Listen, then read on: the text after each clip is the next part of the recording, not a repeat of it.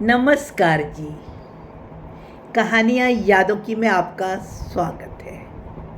रामनवमी की आप सबको बहुत बहुत शुभकामनाएं। प्रस्तुत है मेरी आज की कहानी, माता पिता बनोगे तो परेशान ही रहोगे। आइए आपको मिलवाते हैं राघव और मीनू से। यह दोनों हैदराबाद में रहते हैं और इन दोनों ने प्रेम विवाह किया है।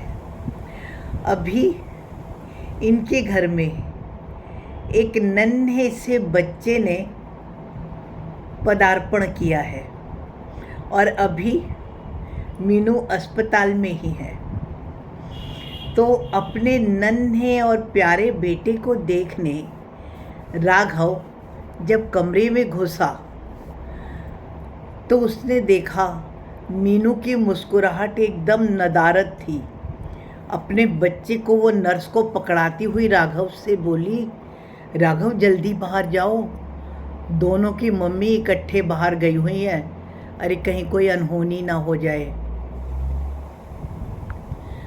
परमात्मा द्वारा दोनों बच्चों को मिला हुआ सबसे कीमती उपहार है उनका प्यारा नन्हा सा बच्चा, जो कि उन दोनों के पास में अभी अभी आया है। अब ये दोनों बच्चे भी तो उनके माता पिता को परमात्मा का दिया हुआ उपहार है। भाई बच्चे चाहे कितने ही बड़े क्यों ना हो जाए, लेकिन माँ को तो हमेशा छोटे ही लगते हैं। ऐसा ही इन दोनों के साथ भी हुआ।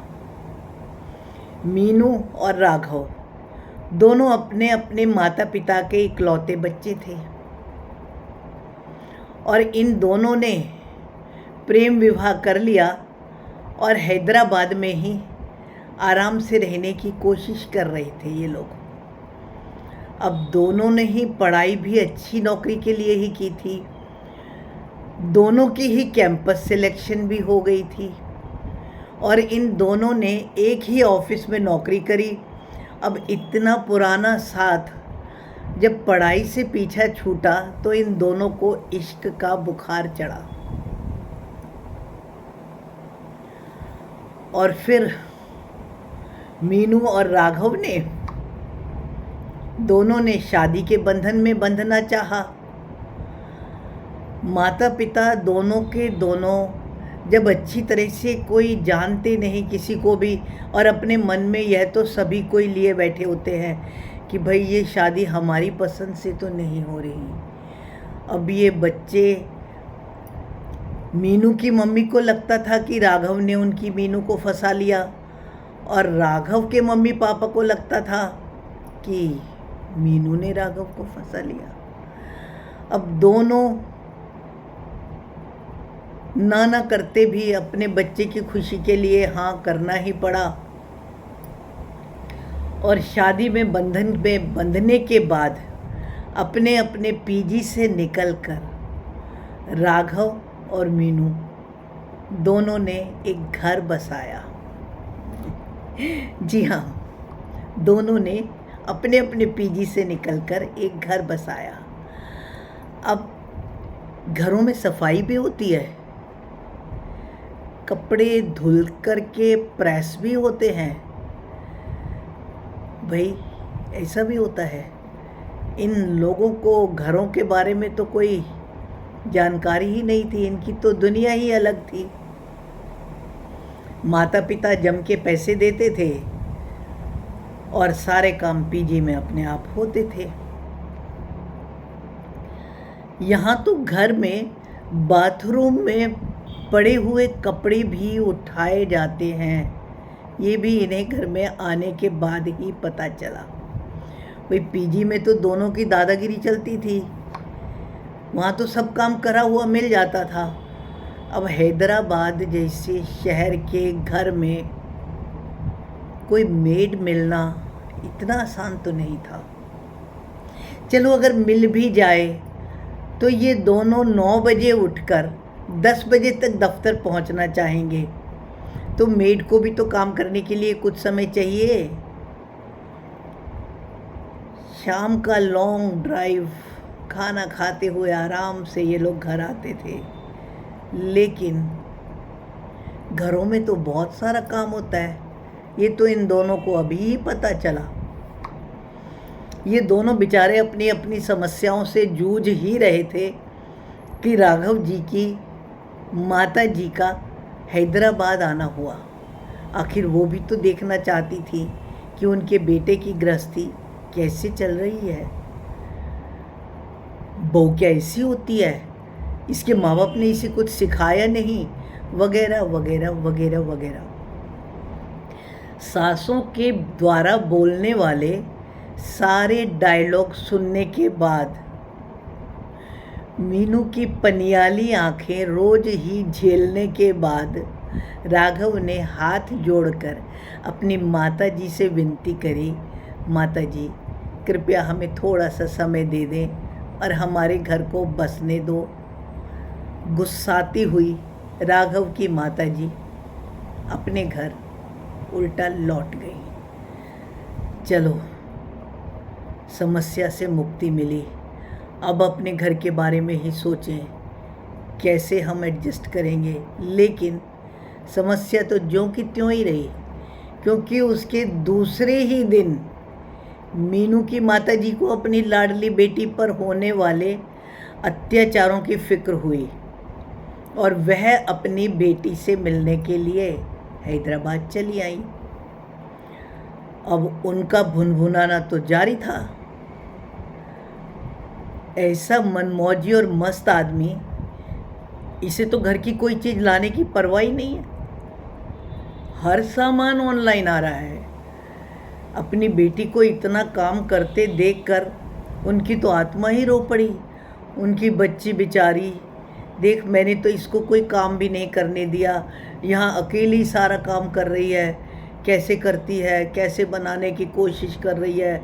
उनकी प्यारी बच्ची रसोई में सब्जी काट रही है, क्या कर रही है। बस मीनू की माता जी का भी हाल खराब। उन्होंने मीनू को समझाने की कोशिश करी, भाई जब तुम कमाते दोनों बराबर का हो तो दामाद जी तो बैठकर मैच देख रहे हैं और तुम रसोई में काम में लग रही हो। ये क्या तरीका हुआ। अब ये सब बातें कहीं राघव ना सुन ले। मीनू ने भी अपनी माता जी से वही विनती दोहराई कि माता जी हमें थोड़ा सा समय दे दो और घर को बसने दो। भुन भुनाती हुई वो भी चली गई, पर जाते हुए कह गई, तुम बिल्कुल ठीक नहीं कर रही हो और मैं इस शादी से बिल्कुल भी खुश नहीं हूँ। ऐसा बोलकर वह भी चली गई। अब घर में छोटे बच्चे के आगमन पर जब खबर दोनों की माताजियों के पास पहुंची तो वो खबर दोनों की माताओं को हैदराबाद खींच कर ले आई। अब बच्चे को प्यार करने के बाद दोनों जब एक साथ बाहर निकली तो अब क्या होगा, ये सोचकर मीनू तो घबरा ही गई थी। लेकिन ये क्या, बाहर नानी और दादी बनने की खुशी में दोनों समधने आपस में गले मिल रही थी और इस बात की बहुत तारीफ कर रही थी। देखो तो बच्चों ने अपने आप को कितनी अच्छी तरीके से संभाल लिया। लेकिन ये मत सोचो कि उनकी परेशानी ख़त्म हो गई। अब परेशानी राघव और मीनू को थी कि उनके नन्हे बच्चे को ज़्यादा कौन बिगाड़ेगी, दादी या कि नानी। दादी कह रही थी कि बच्चे को काजल लगाना ज़रूरी है, इससे बच्चे की आंखें मोटी मोटी हो जाएंगी। और नानी खुद बच्चे की मालिश करने के लिए तैयार थी।